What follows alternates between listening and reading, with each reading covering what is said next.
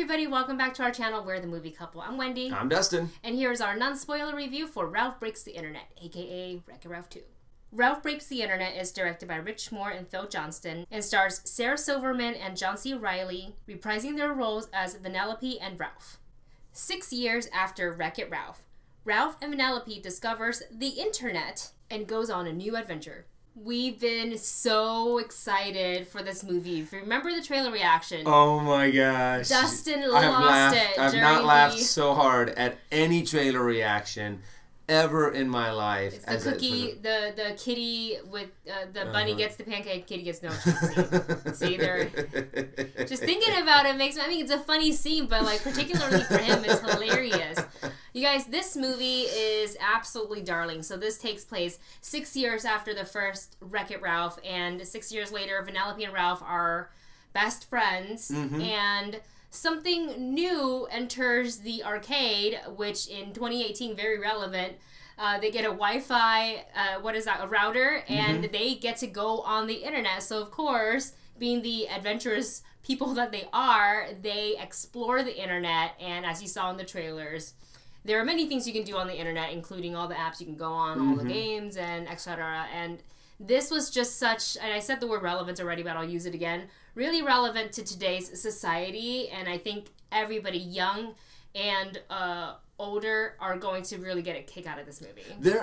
Exactly. Young, old, there are so many good jokes, good storylines that this movie goes through. And the fact that when they're in the internet, there's so many things that are relevant. I mean, you can't sit there and not have some connection to something that they're talking about or something that they're passing through, or they use so many gags that are so relevant to everyone's life. Yes. I loved this new adventure, and the way that they actually introduced it and the way that they actually moved the story to make it appropriate for them to go into it was just very well put together. And I had really high expectations for this movie. I mean, I love the trailers. I heard a lot of buzz about this movie. We loved the first movie. And the fact that I had such high expectations, and I am like just completely and utterly just so happy with the way that they told this story. It really says something. Yeah, and this movie had really nice, steady pacing. It didn't feel long. It didn't feel like it dragged at any point. And as all Disney movies do, there are heartfelt moments, and there are plenty of jokes in there. So it's a really well-balanced movie, and it's just a fun watch through and through. And I want to get to the two other characters, new characters that we introduced to. So we saw the other characters, and they do come back in this movie, and that includes Fix-It Felix and...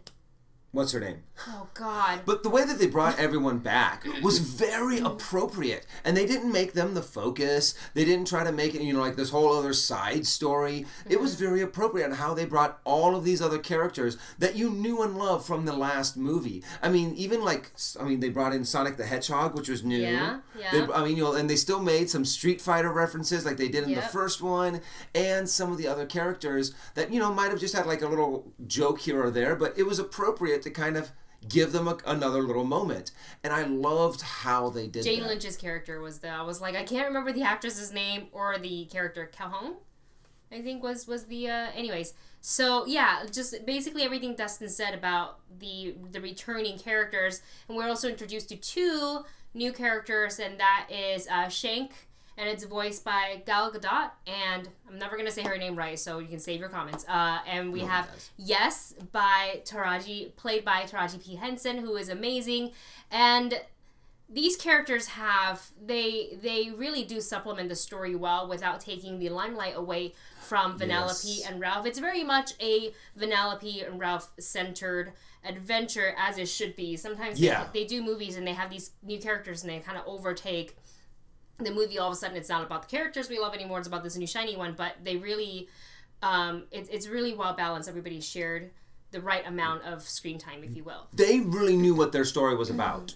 They knew where they were going. They were talking about the friendship between Vanellope and Ralph, and they were just determined and so focused on how to develop the story, and all the things that they brought in, anything at all, was really there just to support that.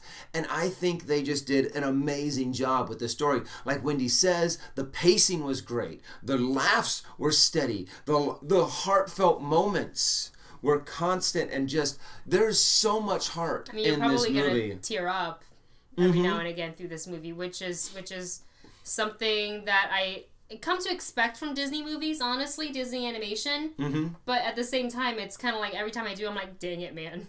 But they got me. Something that I was really surprised about, that I thought was completely amazing, were the car chase scenes. Can we talk about that? That's well, they show you in the trailer that there are car chase scenes. Well, Vanellope is a racer from Sugar Rush, so we'll not talk too much about it there. I don't, just in case I don't want to spoil it, and some people just in case they haven't seen the trailers. But with that said, you can look forward to our spoiler review. That'll be on our Patreon. It should be up once the movie is out in theaters after November 21st. So look forward to that, and Dustin's gonna talk about the scene that he's talking about here. But it's really good. It's fantastic. And also, everybody saw this part in the trailer is the Oh My Disney section of the movie, where all the Disney princesses, most of the original voices, came back for this scene, and it was everything I wanted and more. And like, can we just get a short film of Vanellope and the princesses? That would be fun. Because I will watch it all day long. And what's great is, at first I was kind of like, oh, it's going to be a little self-shameless plug by Disney. Look at all of this stuff that we have, kind of thing. But they did it very tastefully. And I also like that there are moments in there where they are really able to kind of poke fun at themselves. There were some Disney jokes in there where you're like, I see Disney. What you're doing, yeah. It's very self-aware. This movie is definitely very self-aware. Yes, that's a perfect way of saying it. It's very self-aware on all of the jokes that it makes. And they're kind of like, you know what, people say these jokes anyway, so why don't we say them about ourselves? Yeah. You guys, I just had so much fun watching this movie. I honestly didn't know how they were going to follow up to the first one, and the first one was really good. No one really expected how good it was going to be. And for this one, I was kind of like, can they even do better than the first? Because that one was really, really good. And I was hoping that, like, Ralph Breaks the Internet, I was like, is it going to be too, like, full of just, you know, like, throwback memes jokes. and things like that. I was like, I don't want the movie to be about, like, memes and, like, you know, like internet stars and things like that. And it really wasn't. It's a heartfelt, concise story all the way through. And I'm going to go ahead and give it my rating. I am going to give this a catch it opening night. Go get your ticket in advance sales, get a good seat, and just enjoy. Me too. Catch it opening night. The fact that we didn't say one single bad thing about this movie, even on the way home, I'm going, oh, we got to think of some criticism. I can't. This is a wonderful movie. I came out of that movie theater hurting from laughing and crying from all of the emotional parts. So it is the perfect balance. It's good for kids, good for adults. It is a wonderful, wonderful movie. You gotta catch it opening night. Oh, and stay behind for post-credits. Oh, stay all the way through to the very, very end. Well, even the credits are cool. There's a lot of animation through the credits too, and people don't usually stay through the credits because it's quite extensive. But this one, like, if you're there's a lot to see. Yeah.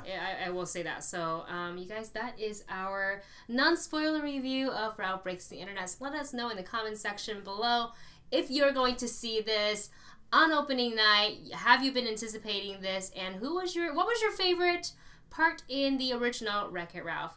Thanks so much for watching. Don't forget to like, share, subscribe, and support us on Patreon. We'll see you next video.